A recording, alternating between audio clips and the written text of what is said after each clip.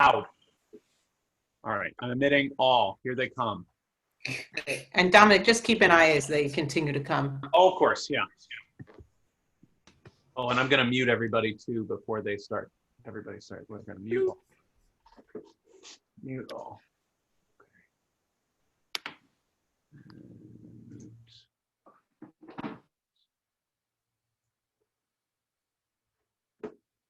All right. Go. Unmute.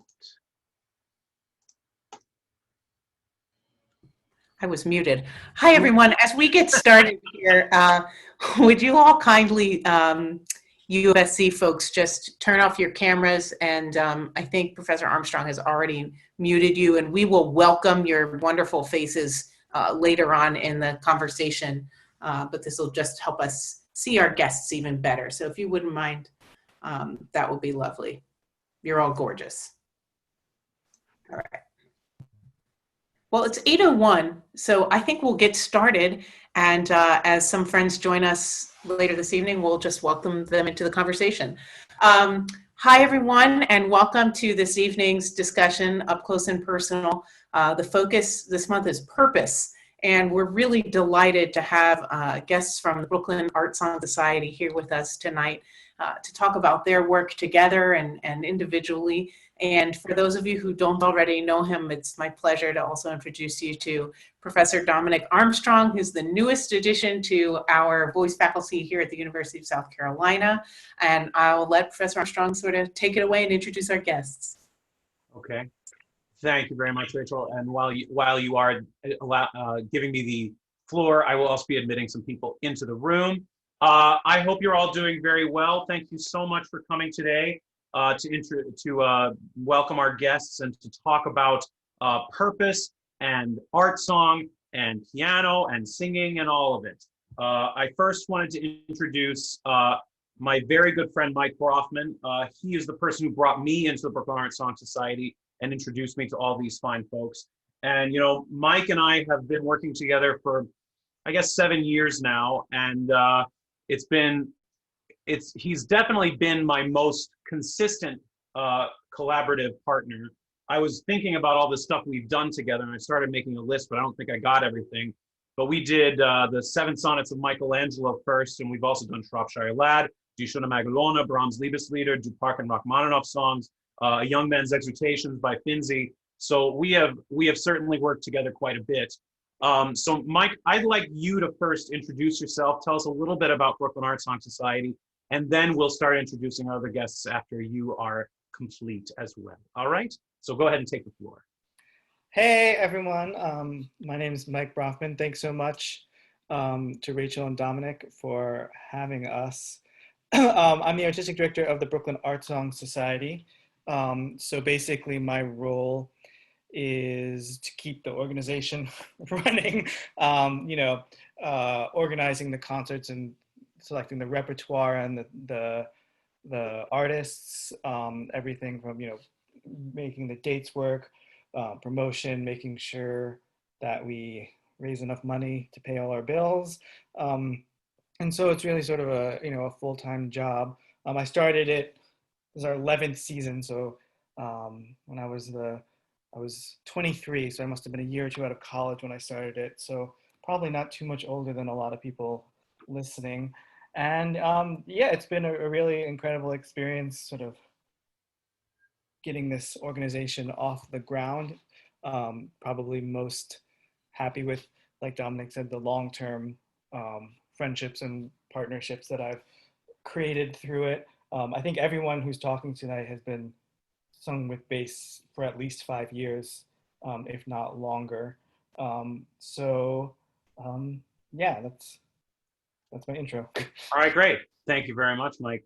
Next, I want to introduce Tyler Duncan and Erika Switzer. I've heard them perform several times, although I don't know them as well as I know Mike. I'm going to just pin this, spotlight you. Anyway, they are based up in the Massachusetts area right now, upstate New York / Massachusetts, sort of in between. Both of them are fantastic performers. Tyler's a baritone and Erika's a fantastic pianist. Why don't you tell us a little bit about yourselves and what you guys have been up to and what you are about to do? We're just looking at each other to see who speaks first. That's collaboration. That's right. It's it's true. We're in the Hudson Valley in Rhinebeck, and I teach at Bard College, which is just 10 minutes away. So that's why here. And we've been working together for 25 years, which is like really blows my mind when I say that out loud. We've been collaborating all these years, and this past 6 months has been an incredible opportunity for us to invest a lot of time in our duo work. And, you know, when everything else became impossible, this became especially possible for us, which has been a tremendous gift, something we don't take for granted. In any case, I'm the pianist. You're lucky you won't have to hear me sing. And I discovered that I actually love to play piano right around the same time as I started working with Tyler and some other singers. It gave me, you mentioned the word purpose a moment ago, and that was when I discovered purpose in music making, was when I realized that I could bring poetry to life at the piano.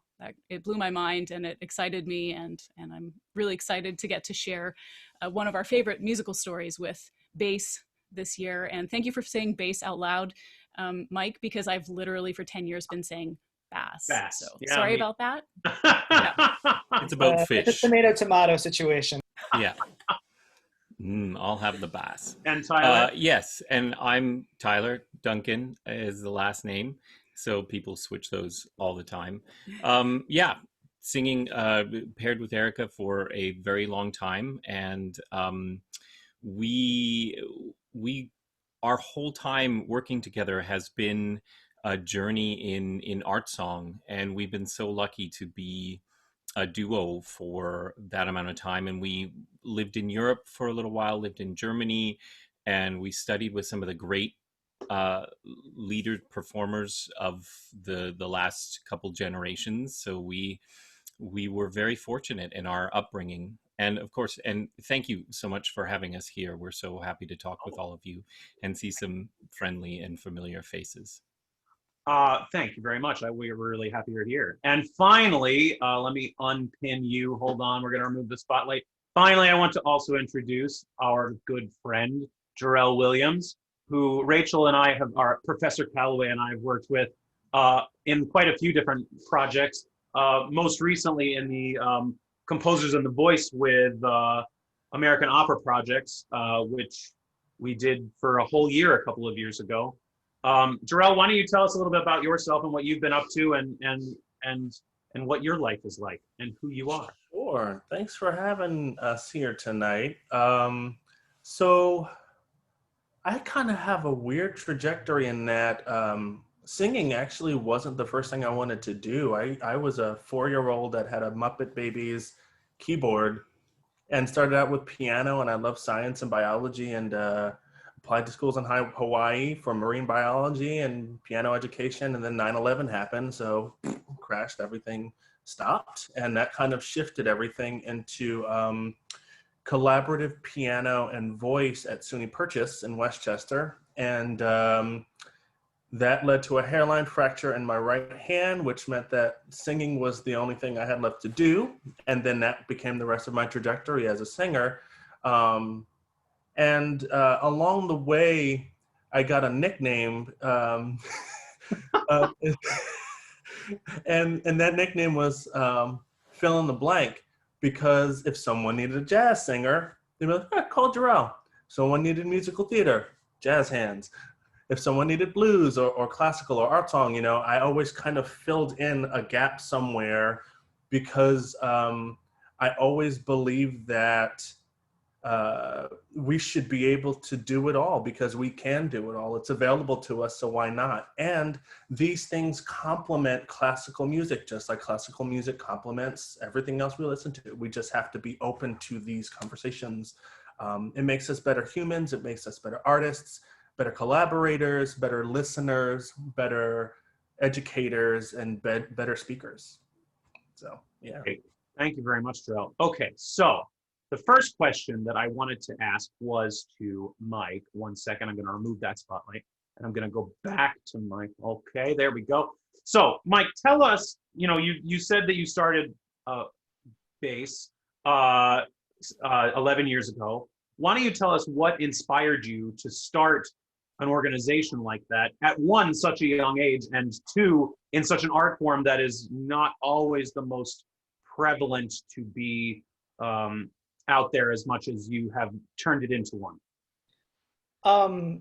Sure. Well, I have to say that I wish I could take more credit, but it was really a lot of naivete and not quite knowing what I was getting myself into, to be honest. But so when I was at the end of my undergrad degree at Northwestern, right when I was supposed to audition for grad school, I developed tendinitis in my pinky, and I couldn't audition, so I sort of had to take a leap year and also couldn't really play. I remember during that time, all my other teachers sort of let me out of class, but my accompanying teacher just would not. She's like, if you don't play, you fail. That's that. So I sort of had to push through playing in that class. So the only playing I was doing, and she assigned me Schumann's Dichterliebe.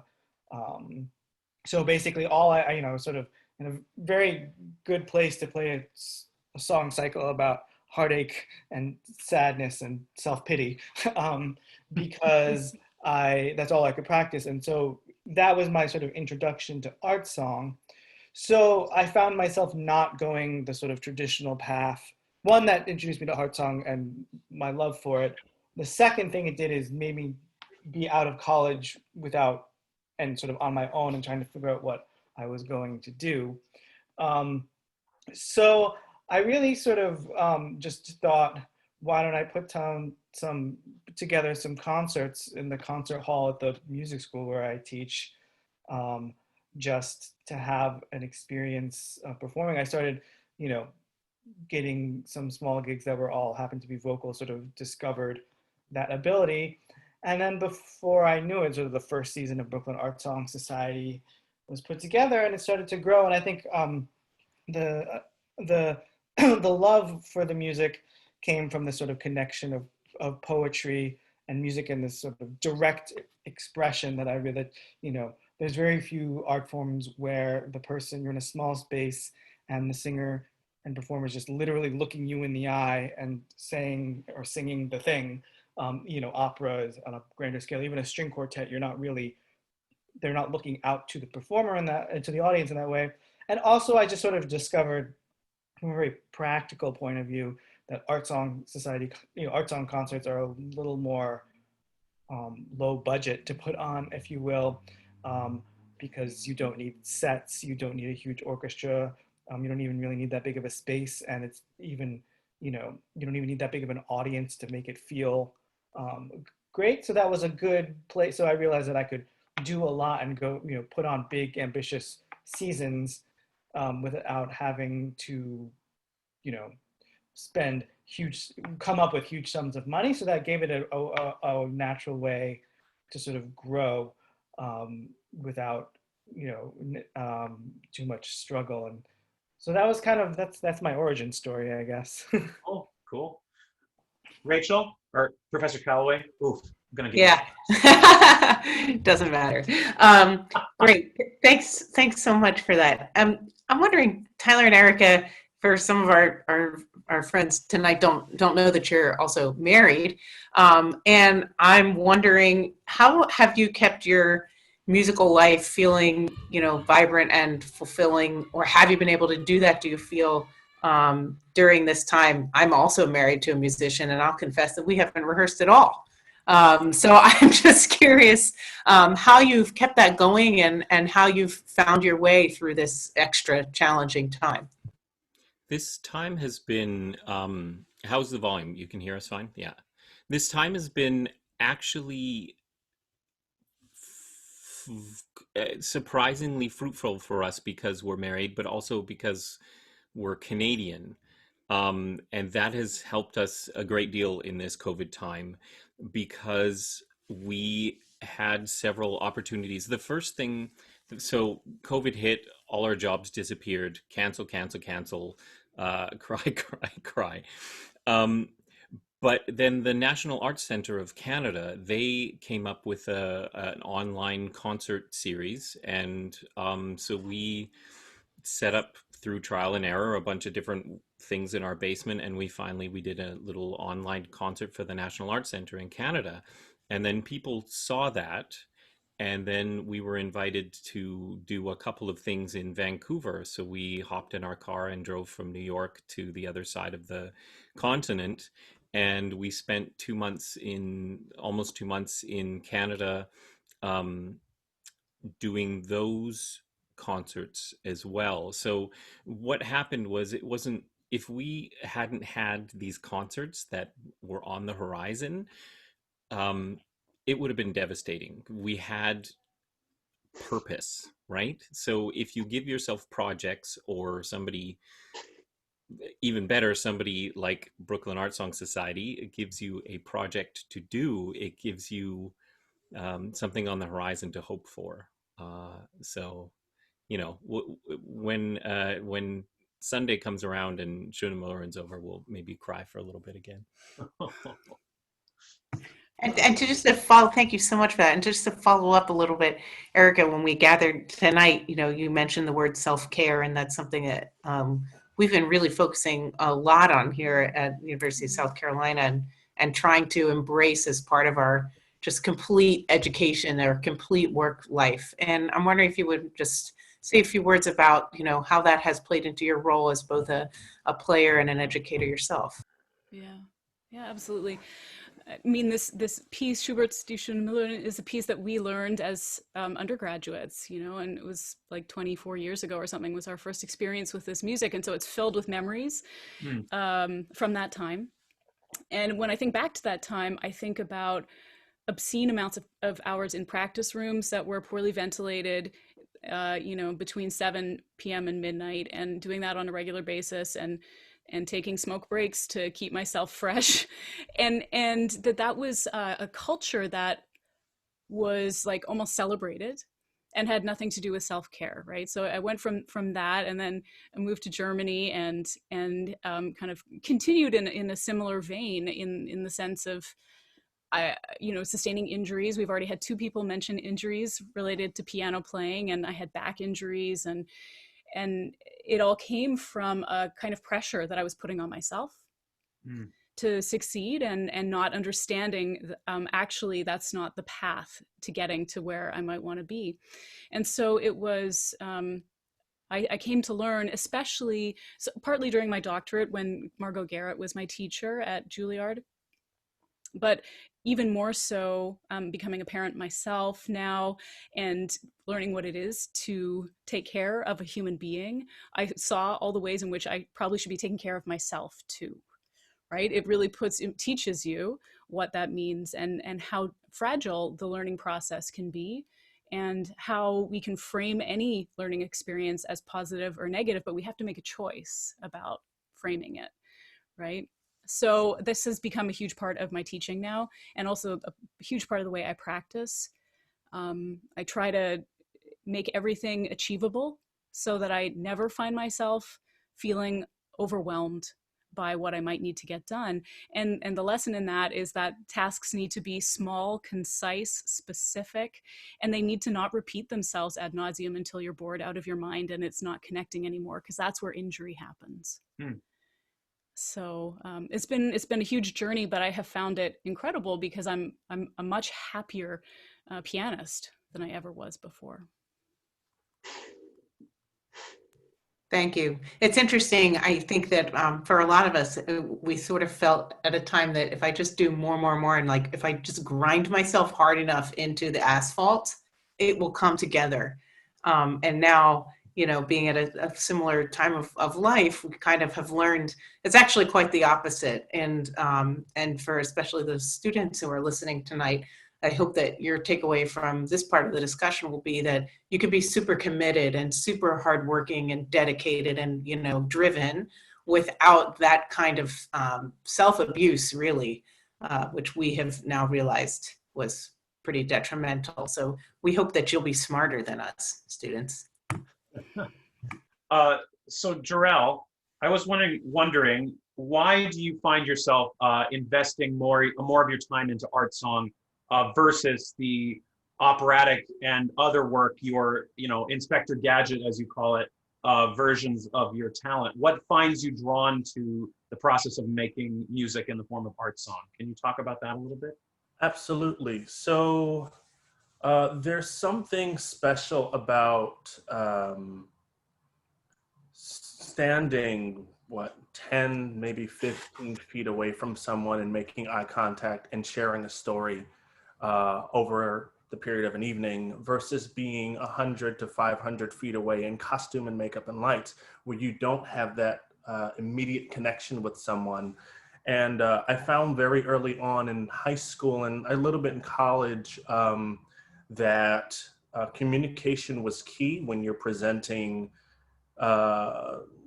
songs. I think there's a misconception that you have to, as we all have done, beat ourselves to the ground just to get the work done to say that we've done it, and then you put on the presentation and, oh, I did the song cycle, or I learned the music fast and I presented it. But what is it? Does it come from here? And the thing about art song is that for me, it allows me to just be me. I don't have to have a director tell me what to do or how to interpret a song. And while there are, sorry about the train passing by, and while there are so many great interpreters of art song, no one will ever present something like I can present it. And I think with art song there, that allows us to be in a niche where we don't have to feel we're being judged based on our presentation or performance. It's always going to be original every time. It's always going to be different every time. You're not really thinking about meter. You're basically taking the music off the page and making it your own. And I think that's special.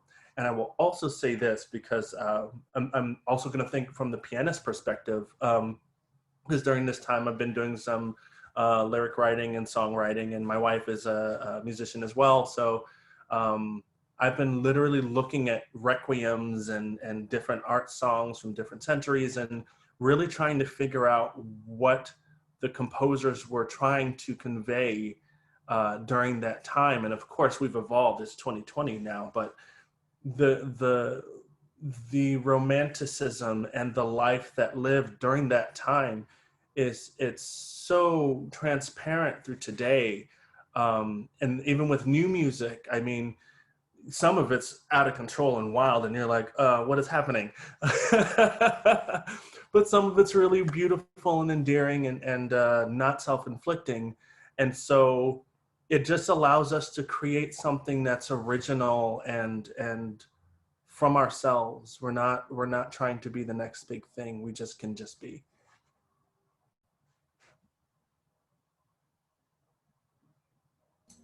That's great. So why don't we move on?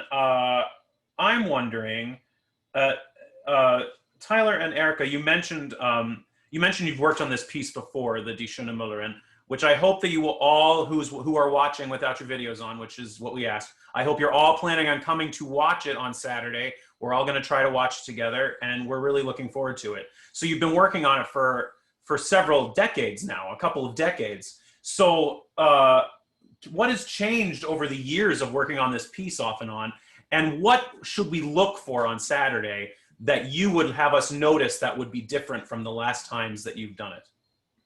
Oh boy, that's a question. Whew. You have 5 seconds. I'm just kidding. Yeah. I mean, we blew the dust off of the score. Like the last time we did it was in 2000 or 2001, something like that. So we have not touched on this piece since then, really. I mean, we've heard it many, many times. I played it for a couple of other Erika's singers played in the it. interim. Yeah. Yeah. I mean, the great news is that we did really great work then. In 1999 was a great year apparently, because when we came back to it, the poetry was still there.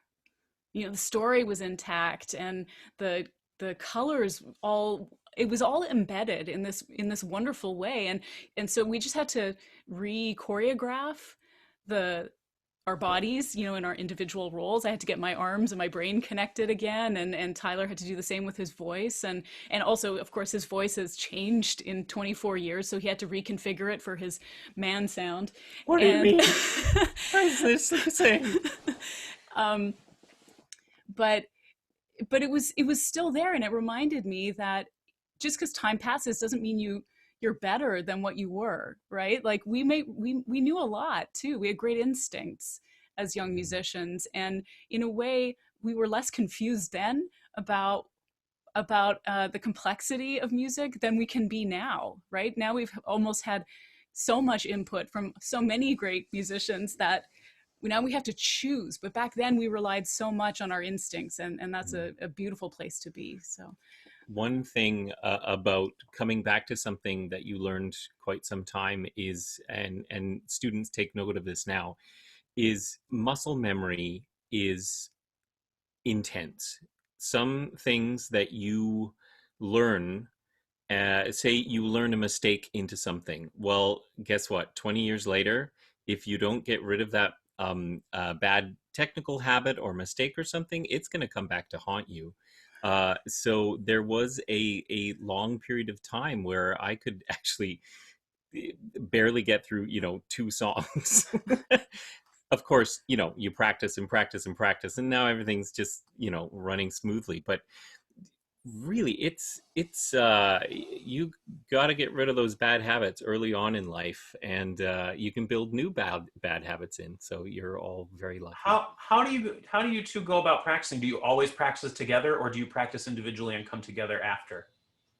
most of it's actually together. We warm up separately, and if I'm having, if there's passages I have to work out at the piano, like I can't do that while somebody's singing. So I take those moments for myself.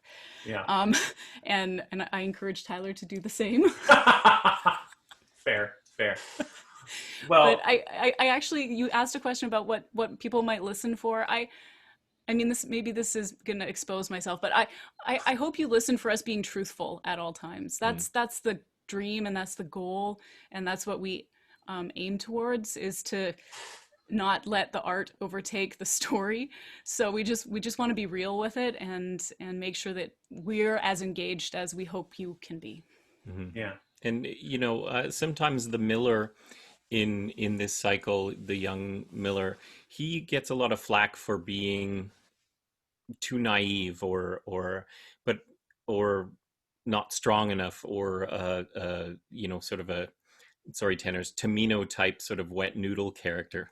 That's not But Tenor's that's fault. the That's thing. Mozart's fault. Yeah, exactly. But the thing is that even in Tamino and in the Miller, you can actually find the beauty of this character. You can find how he just goes into life without ever thinking, well, what could go wrong? He just dives right in, and he gives, yes.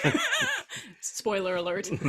But he just opens up his heart to everyone, and it's just it's a wonderful thing to see someone who is so full of love, and he gets completely devastated, but he still, even when he's completely devastated, he's all in. It's amazing.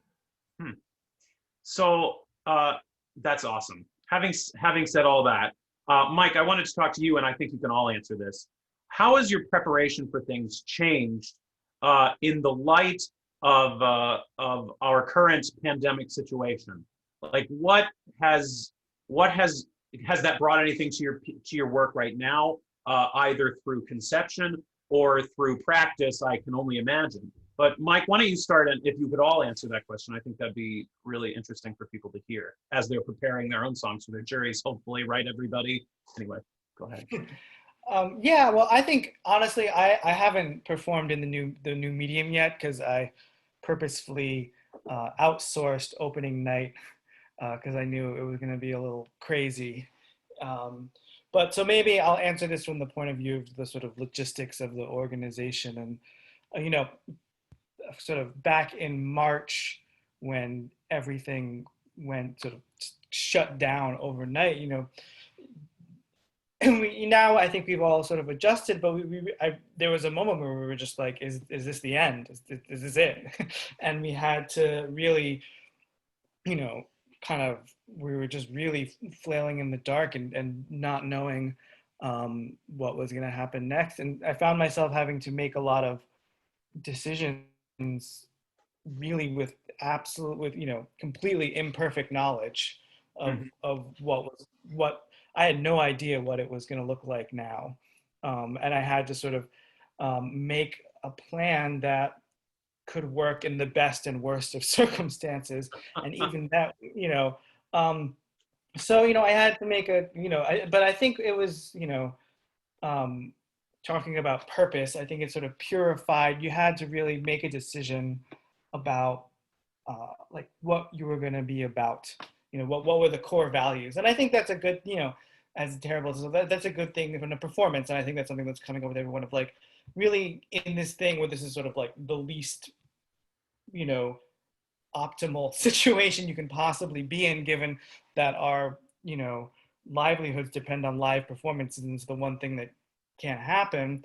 You have to decide, as a performer, I think upfront, like what is important. And I think what, so if you're not doing it in person, I think you really just have to decide what is the emotional core of what you're trying to do. Because at the end of the day, like, the best microphones in the world are kind of junky compared to like the human ear.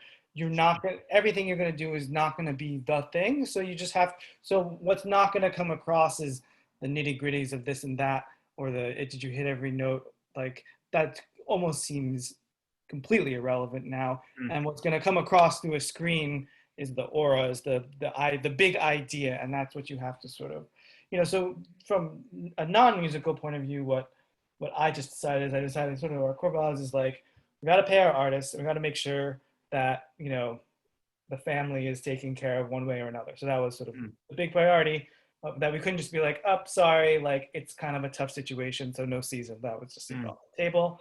And also to our audience, we can just be like, oh, it seems like not the way we wanted to do it, so no more music. Like that seems, How has the subscription been going? Have you gotten a lot of interest in your digital platform? Yeah, we've been doing well. It's, I'm knocking on all kinds of various things.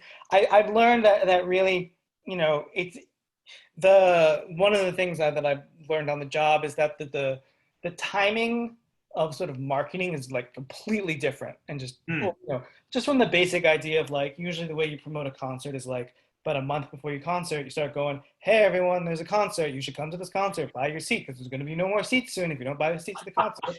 And you keep doing that. And then, like, the concert happens. And then the next day, you're like, thanks for the concert. And now on to the next thing, right? Yeah. But this is sort of, everything's just sort of completely backwards, because, it's sort of like, you can't do anything until you film it, until you have the concert.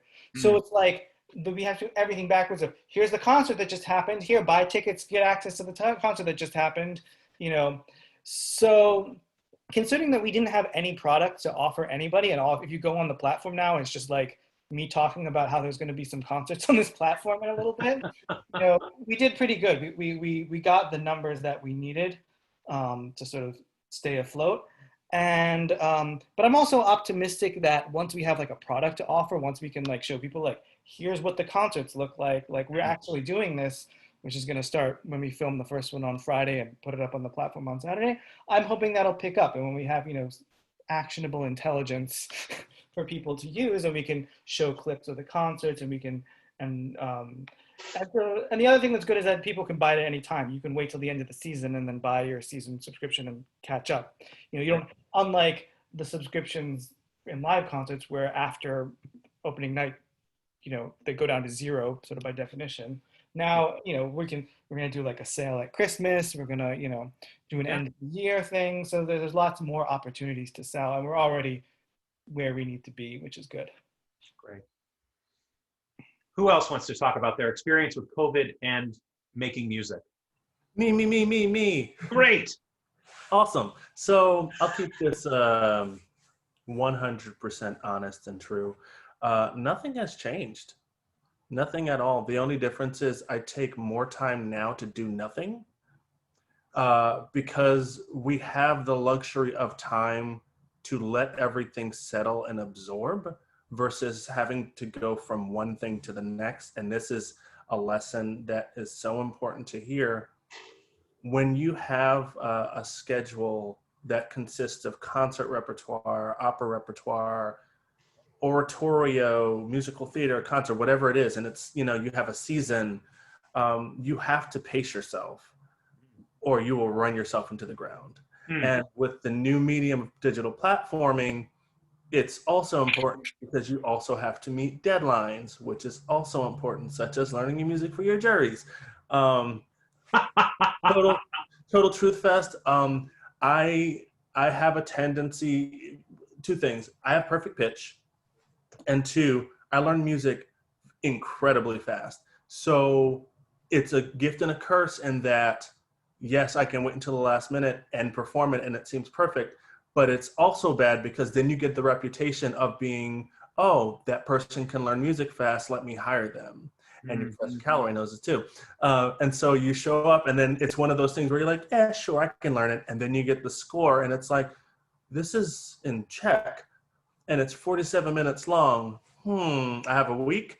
Then you screw yourself. So it's just finding the time for me to take more time off to allow the information to absorb and not feel rushed. So that way, when I do have to record something digitally or live, which I will at the end of the month, it's more fulfilling for me as the performer because it's not a rushed product. I know that the quality is going to be as good as it can be. And of course, we're all trying to figure out if Tom and Jerry, AKA my chords, are going to come together and do this, So it is what it is. How does Tom treat Jerry in your instance?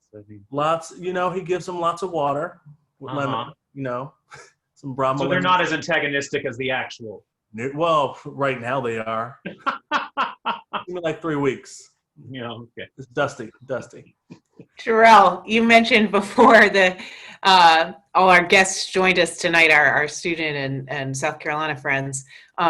We talked a little bit about making videos, and I know this has been an issue of great consternation among my students in particular, just that they feel that the video has to be perfect, and somehow it seems that folks are even more self-critical of videos that we create to share even with our colleagues or our studio or our class than maybe we were when we just had to get up and sing in person. And so I wonder if you would speak to us just a little bit about what your experience has been like, making these videos, making this digital content as far as your preparation and when is the moment that you feel like, okay, that's pretty good, let me press and print it.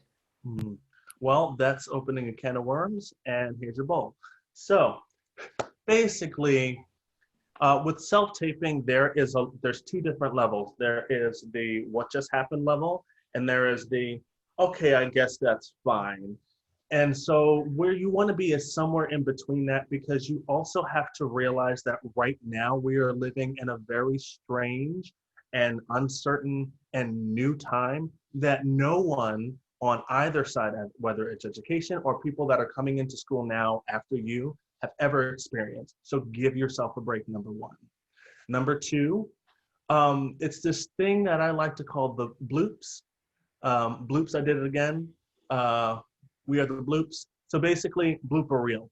Every time you have a chance to record something straight through once, do it. Even if you mess up, just so you can get it out of your system. And then you record it the second and third time and stop as many times as you need to. No one cares. We all are rooting for you. Even if you have to do one chunk, snip it, do the next chunk, snip it, do the next chunk, because then you get a full product. No one is going to judge you because of it. We are in strange time. Number three, in order for you to feel as though you are completing your project to the best of your ability, I would suggest making a list of things that you need to mentally check in on when you are filming. That could be, what is a song that you're listening to before you record just to get you amped up, or not listening to because it's emotionally taxing and that's the first thing you're thinking about, and then you forget about what you're putting on video, i.e. me and anything Bill Evans, just because he's my guy. So yeah, that's really it. Just be free, have fun. And for bonus, whenever you are finished, watch your tape over and over again and enjoy the journey, because it gets easier as you go. Do not think that it's supposed to be perfect right away. You will make 100 videotapes, and just like live performance, you will do 100 performances, and maybe 2 or 3 of them will be close to perfect. That's great. So we're getting quite a number of questions from our crowd. The first one I wanted to ask is from Jarrell Williams Bibiloni. I hope I'm pronouncing that right. And it's for Tyler and Erika. The student says, hello. This is a fairly generalized question for Erika and Tyler. But I was curious what the process is like in terms of picking repertoire that is meaningful and fulfilling for both artists when working together. Ooh. Nice question. Hello. That's to answer your first question. And now we'll move on to the second part. You find things that speak to yourself or speak to both of you as artists. Sometimes, also to our conversation before, there is no such thing as perfect. So just be yourself and enjoy the process. So there are different things. There are times where someone says, hey, I'm going to pay you to sing this. And then you either say, or to perform this, and you either say, yes, let's do it, or nope, can't do that. So that's the first step. The second step is finding music, finding a composer who speaks to you, finding poetry that speaks to you, and programming around that, or finding a poem that you love and asking one of your composer friends to write something for you. There's almost nothing better than finding a composer you respect and seeing if you can find some sort of money for them and commission a piece that's written for you. And then make sure you're very specific about what your vocal, what your musical superpowers are. And they will hopefully most of the time write you something really special.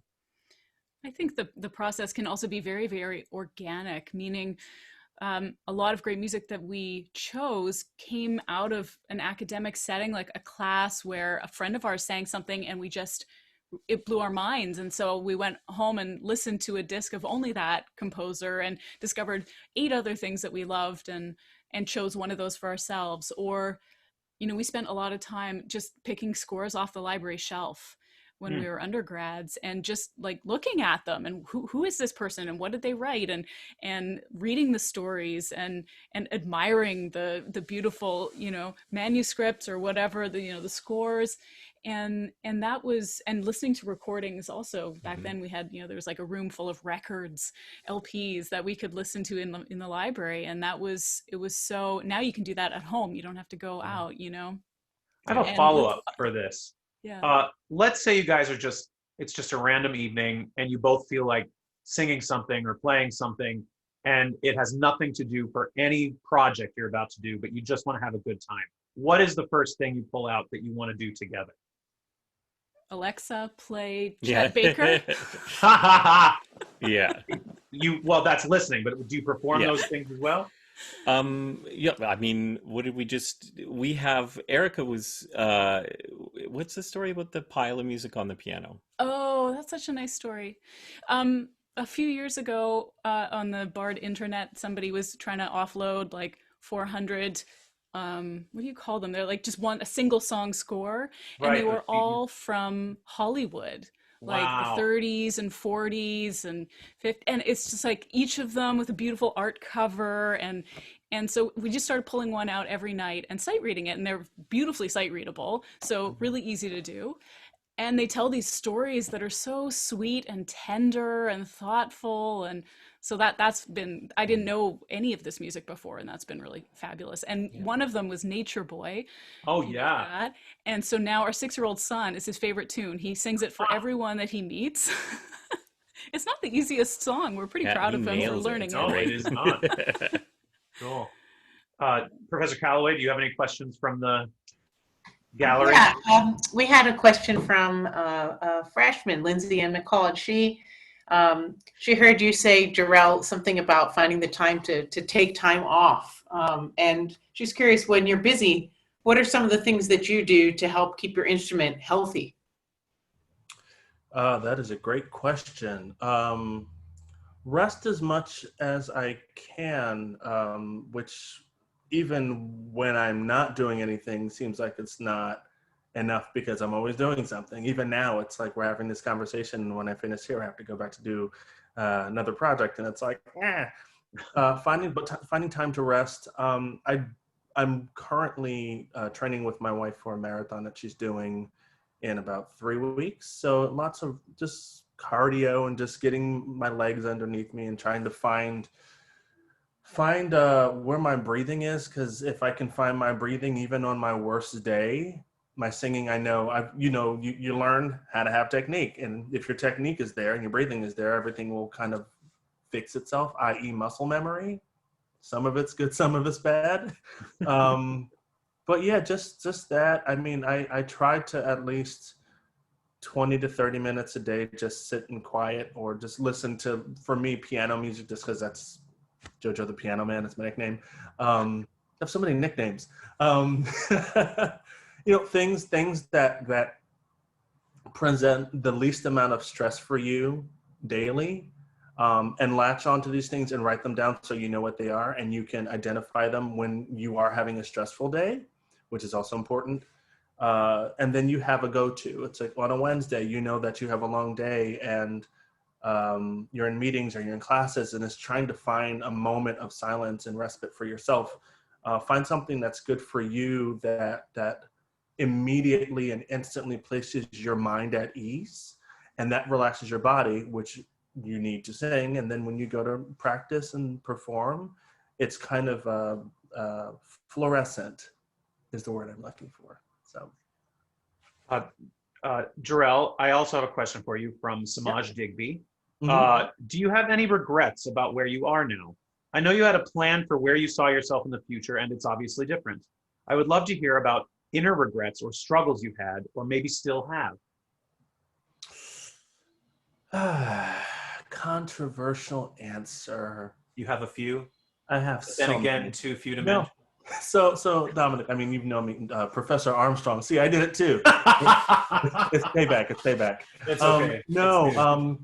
I honestly, I've never been the type of person that would even consider thinking about what a regret would be to me, because I kind of have traveled through life and experienced whatever was supposed to happen on my timeline, because that's just, I can't control that. But what I can control is what I bring to the table every day when I'm in the room with family and friends and colleagues, and being the best version of myself, even when I'm not the best version of myself.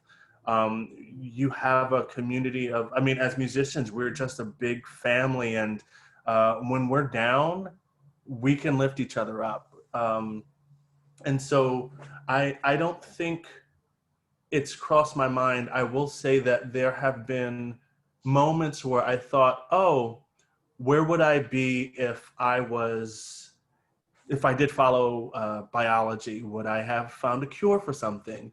But ultimately, and this is also important for me to say out loud, but also to share. Your career is what you want it to be and what you make it to be. No one should be able to dictate what you bring to the table. About 2 years ago, I was writing my wedding vows, and I had composed the ceremony music for my wedding. And I was sitting there the night before with the party, and I thought, man, if my last performance ever was at my wedding, knowing that I was able to find the person that was to travel this life with me for the rest of my days. That's the last role debut I'd ever have to be, is role of husband. And my wife will tell you, I mean, every day is a joy and it's a journey up and down. That for me is more important than the fragility of not knowing, because that's ultimately what it is. And it's a testament to where we are today. We're currently in this pandemic. Still wear your masks, wash your hands. And we don't know what's going to happen. We don't know when we'll be able to get into live theater. We don't know when we'll be able to have a voice lesson and actually have a teacher sit there and guide you through the process of making music and creating something special as individuals, because there's always going to be this mental barrier of, I hope I don't get you sick. I hope you don't get me sick.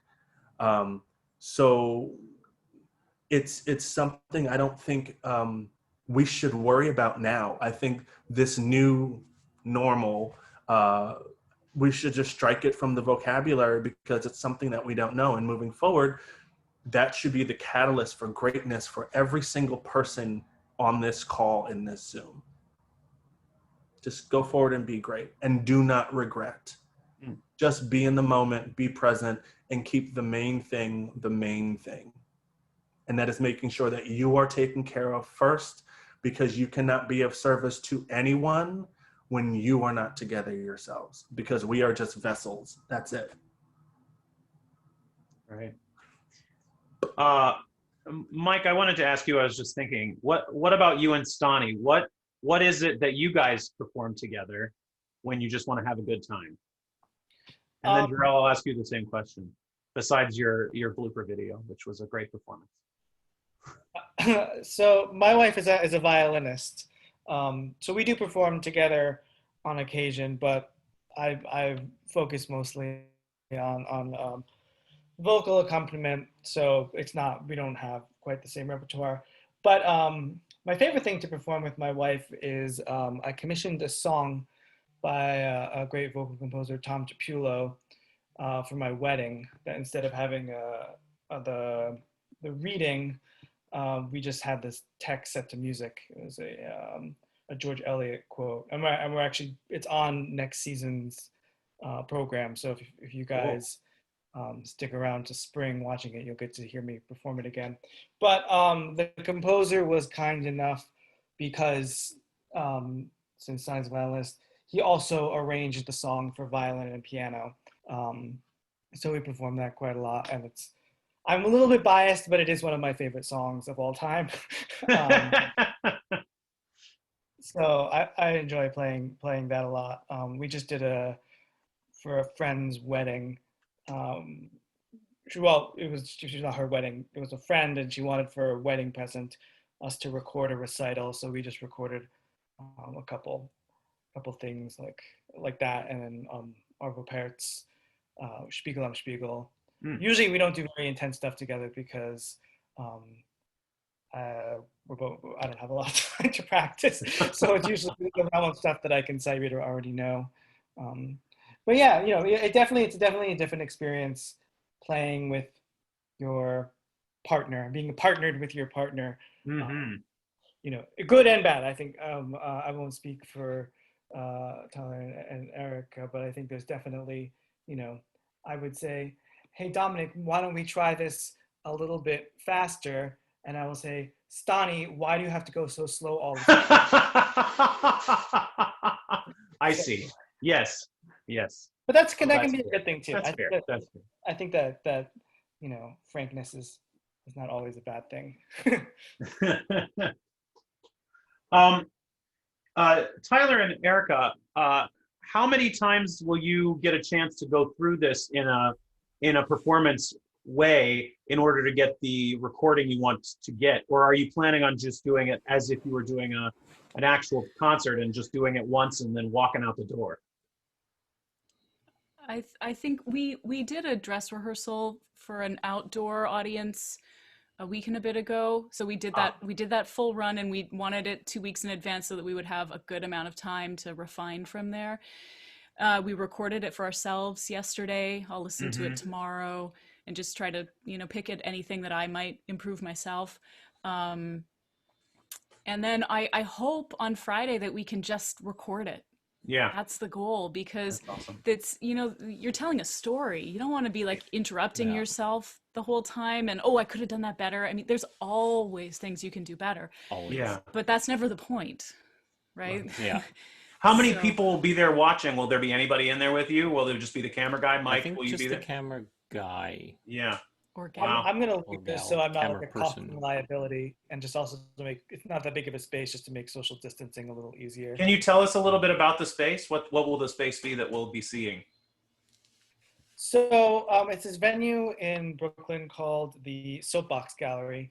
I actually discovered it before pre-COVID times. I just went to a recital there. It's kind of it's off a main street, so it's kind of you kind of have to know it's there. And then basically, so it's nice. It's an art gallery. I think it just looks very aesthetically pleasing. Has a nice piano. It's a small space, an intimate space, but with no chair. It certainly can fit 2 people. So, and I think it's designed to have concerts in it, so the acoustics will be nice, and has some tech set up for it's designed to have live streams in it, so it'll be easy to plug in and sort of set up the cameras. And yeah, so I honestly, this will be the first concert we've done there. We moved out of our, we usually do our concerts at the Brooklyn Historical Society, and we decided not to, one, because it's a very big space and it didn't make sense. It also doesn't have a piano, and we were gonna have to bring in a piano, which is usually not a big deal, but this is one of the decisions I had to make in March. I had no idea. I was like, what happens if we're shut down, and even if we wanted to film it without an audience, we just couldn't get the piano there. Like, it just seems like this huge liability. So I picked a place with the piano.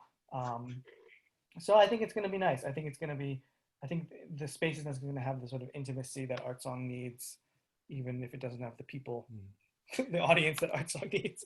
Just before we're finished, and I just want to thank you all again. It's been so great having you all here, and so great for you to share your time and your experiences with all of our students. Can you remind us one more time when the debut of this concert will be? And we're all very excited to come watch it. So opening night, it goes up on the platform Saturday at 7:30 p.m. So that'll be when you guys can watch it. Erika and Tyler will be actually filming it Friday night, so that we have time to sort of upload it. And Jorell, when is your concert, and what will you be singing on it again? Just so we remind all of our students before the time comes. You don't remember? Okay. I believe yours is on the 14th of November. 14th. Yeah, that goes live Also at November 7:30. Yeah. And I guess we're filming that on a different date, which is why it's. And what are you guys performing together? What will be the pieces you will be performing together? Lots of songs with water. Schubert water songs. Okay. Great. Yeah, we're doing Willkommen und Abschied, which we've done together, Dominic. Yeah. And then we're doing Der Einsame, which is a great song. Wander's Nachtlied to Wander Nachterlieder. Yeah. That's my jam. And then we're doing Die Sterne, one of my favorite Schubert songs, and one more. Der Abend? Which one? Is it Der Abend? It's Der Mond. Der Mond. There you go. Great. Well, thank you guys so much. I'm going to give the floor one last moment to Professor Calloway. And again, I'm going to thank you all for being here. Go ahead. This has been just such a great evening. Thanks again for joining us, Mike, Tyler, Erika, and Jarrell. Students, especially voice students, we haven't talked a lot about this since the very beginning of the semester, but the honors recital auditions will be more formally announced next week.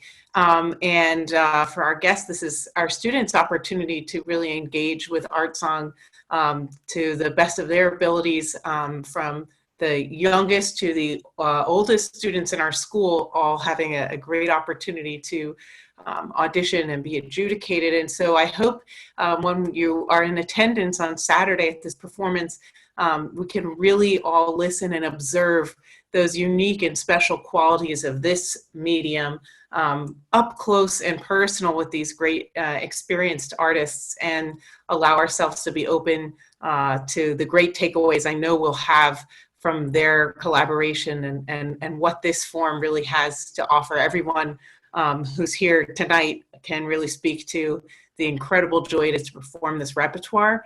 And we're just really excited to share it with you students in particular. If you have not yet registered for Saturday's concert, I ask that you please do so. It just helps us with some record keeping and being able to share how many of us are in attendance with bass, which is really great.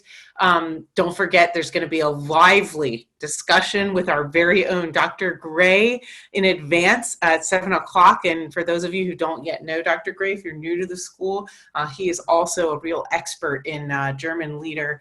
Had a great career singing this repertoire, and will have a lot to share with us. So if you feel intimidated, like, hey, I don't even really yet know what a Schubert song cycle is, you're going to know soon, and Dr. Gray will get us all prepped and prepared and ready to enjoy this incredible music.